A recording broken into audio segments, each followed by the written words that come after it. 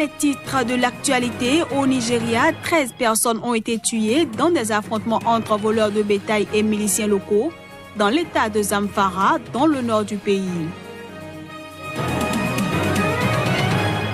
En Libye, 2 kamikazes du groupe djihadiste État islamique ont attaqué le siège de la commission électorale à Tripoli au moment où la communauté internationale appelle de ses vœux à des élections en 2018.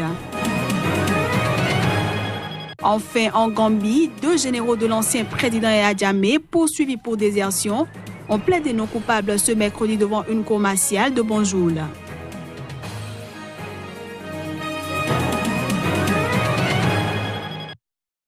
Voilà pour le sommaire. Bienvenue à tous. La communauté internationale a célébré ce 3 mai la journée mondiale de la liberté de la presse. Au Bénin, les hommes de médias ont tenu une conférence débat sur le thème « Médias, justice et état de droit, les contrepoids du pouvoir ». Le compte rendu dans ce reportage. L'édition de la Journée mondiale de la liberté de la presse a pour thème cette année « Médias, justice et état de droit, les contrepoids du pouvoir ». Un thème sur lequel les acteurs de médias béninois ont eux aussi échangé ce jeudi. Ils ont notamment fait un état des lieux de la presse au plan national. Le 3 mai, c'est le jour où on a clôturé la conférence de Windhoek et une déclaration a été faite. La déclaration a été faite le 3 mai. Donc l'Assemblée générale des Nations unies a choisi le 3 mai comme la journée mondiale de la liberté de la presse. Donc c'est un grand honneur qui a été fait à l'Afrique parce que c'est devenu une journée mondiale, pas une journée africaine de la liberté de la presse. Cette journée a également été dédiée aux hommes de médias décédés au Bénin. Une messe a donc été dite en leur mémoire.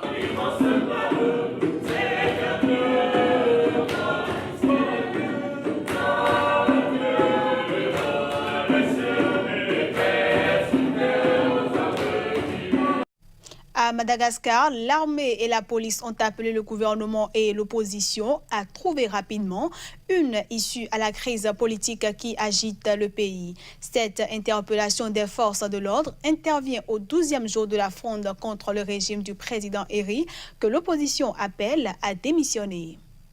L'armée et la police malgache ont mis en demeure mercredi le gouvernement et l'opposition de trouver rapidement une issue à la crise politique qui agite le pays au 12e jour de la fronde contre le régime du président Eri.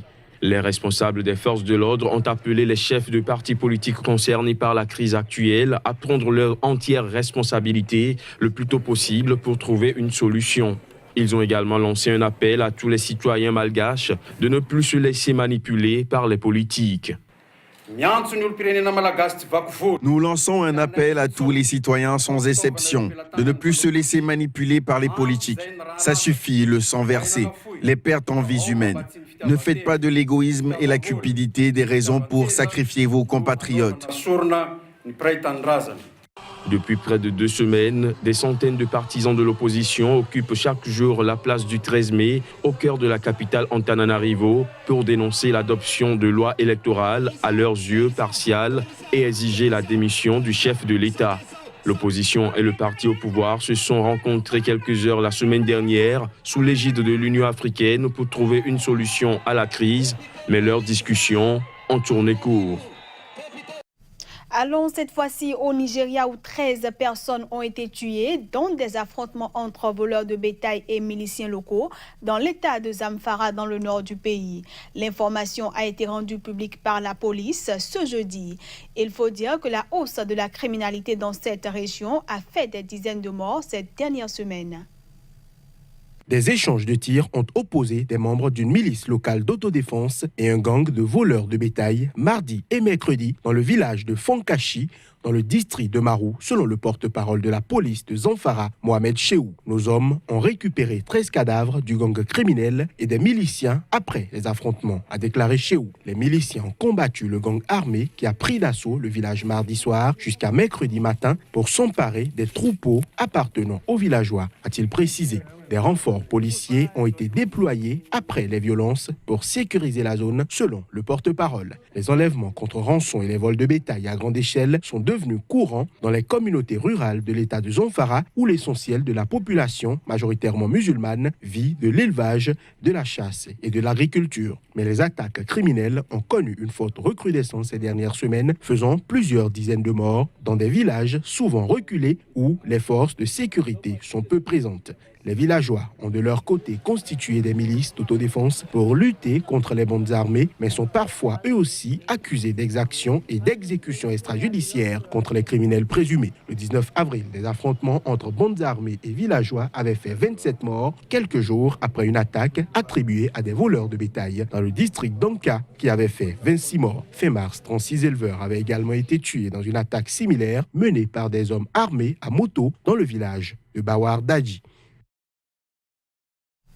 En Libye, 2 kamikazes du groupe djihadiste État islamique ont attaqué ce mercredi le siège de la commission électorale à Tripoli, tuant 12 personnes. Cette attaque intervient au moment où la communauté internationale appelle de ses vœux à des élections en 2018 pour sortir la Libye de l'anarchie. Images et sons. Cette attaque illustre encore une fois la fragilité et la complexité extrême de la situation dans ce riche pays pétrolier en proie au chaos depuis la chute du régime de Muammar Kadhafi en 2011 est devenu un repère pour les djihadistes. Mercredi matin, des assaillants ont attaqué le siège de la haute commission électorale à Chnek, ouvrant le feu sur les gardes et les fonctionnaires avant de se faire exploser, a indiqué le ministre de l'Intérieur. Nous n'avons pas encore d'informations concernant la nationalité ou l'identité de ceux qui ont commis cet acte lâche. Les services sont en train d'enquêter sur le sujet et des commissions ont été formées avec les différents services qui vont travailler rapidement. Les assaillants qui ont attaqué le siège de la commission étaient 2. Il y a eu des échanges de tirs avec les forces de sécurité. Des renforts sont arrivés et les attaquants ont alors ouvert le feu sur des membres de la commission à l'intérieur du bâtiment, puis se sont fait exploser, ce qui a augmenté le nombre de victimes. L'attaque a fait 12 morts et 7 blessés, selon le ministère de la Santé. Le siège de la Hachnek a pris feu et a été gravement endommagé, mais son président, Imed Al-Saleh, a assuré qu'une copie de la base de données des électeurs était sauvegardée en lieu sûr. Dans un communiqué diffusé par son organe de propagande Hamak, l'organisation État islamique, EI, a revendiqué l'attaque menée, selon le groupe, par 2 de ses membres. Ces dernières années, l'EI a revendiqué plusieurs attentats en Libye, dont le dernier a visé fin mars des forces pro-Haftar dans l'est du pays et qui avait fait 8 morts.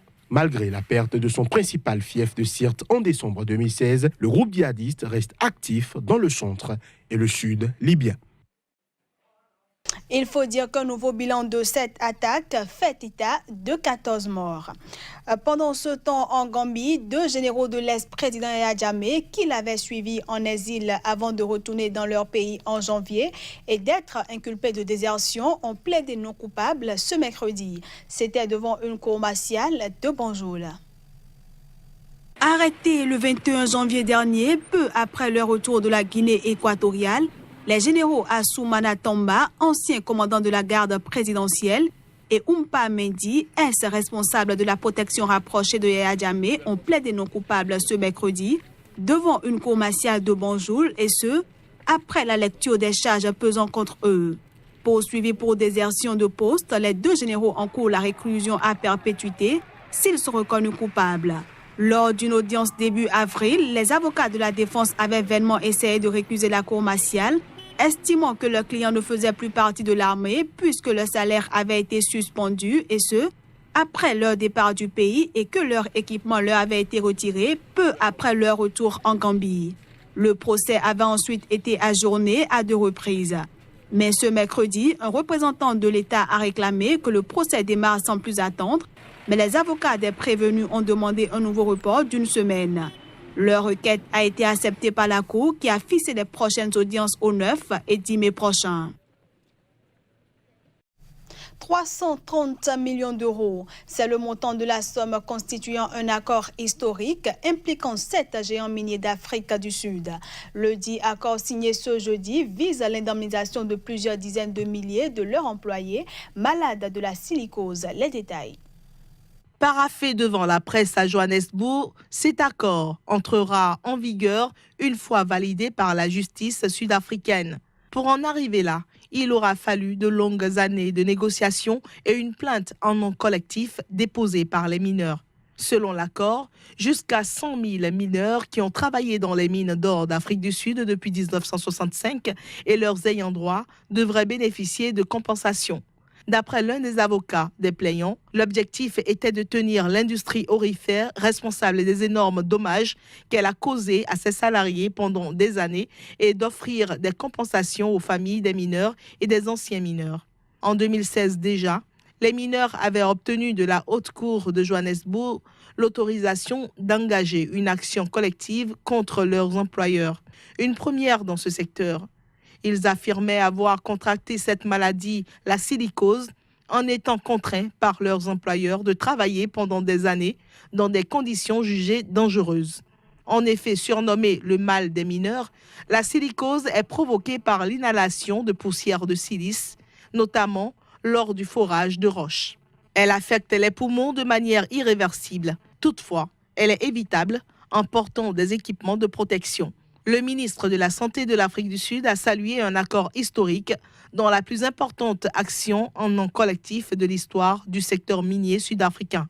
L'accord paraphé jeudi doit désormais être validé par la justice sud-africaine avant d'entrer en vigueur.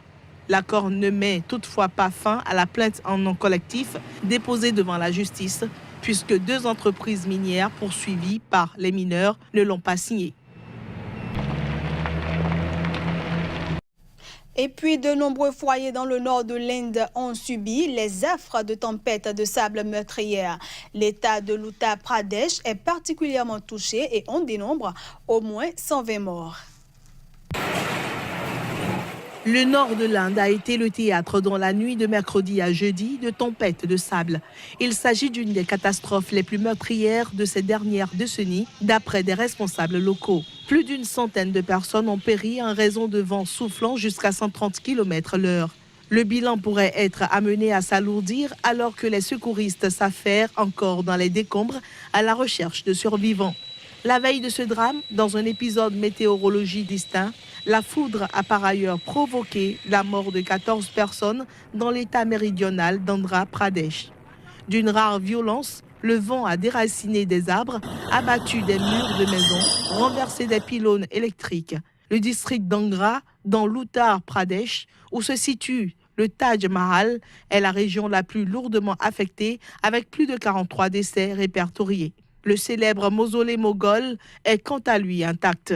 Pendant ce temps, dans la zone de Bharatpur, dans le nord du Rajasthan, un millier de pylônes électriques sont tombés, entraînant des coupures de courant géantes. Plusieurs jours devraient être nécessaires pour un retour à la normale. Les responsables ont en conséquence appelé la population à se tenir sur ses gardes. Elles l'ont notamment incité à ne pas dormir dehors, une pratique courante dans les plus modestes régions en cette saison de chaleur étouffante. Cette situation est due, selon les prévisionnistes, à la collision de systèmes météorologiques occidentaux et orientaux au-dessus des plaines du nord de ce pays de 1,25 milliard d'habitants. Des tempêtes similaires surviennent chaque année en Inde, mais généralement sans causer des destructions d'une telle ampleur. Les services météorologiques ont averti de nouvelles tempêtes pourraient survenir au cours des 48 prochaines heures. Voilà qui vient mettre un terme à cette édition. Merci à tous de l'avoir suivi.